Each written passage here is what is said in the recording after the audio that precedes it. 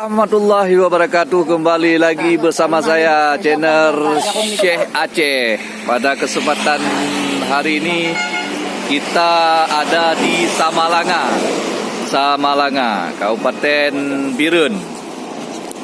Di sini ada namanya pulut. Ini adalah Pak Geci. Pak Geci merasakan pulut hijau. Ini pulut terenak di Kabupaten Birun.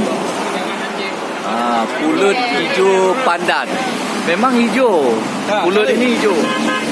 Bentuknya hijau. Kak, coba dibuka Kak sekali Kak.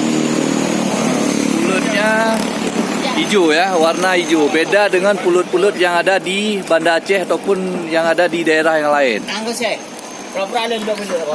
Ya, ini adalah kepala lorong. Merasakan pulut juga. Ini dibakar arang. Ya. Yang kakak ini adalah KI, KR, yang punya pemilik pulut KR, pulut yang ada di Samalanga, Kabupaten Birun. Oke Kak, terima kasih Kak, terima kasih. Mari kawan-kawan semua, rekan-rekan yang ada di masyarakat Aceh, mampir ke sini kalau lewat-lewat. Sekian dan terima kasih. Assalamualaikum warahmatullahi wabarakatuh.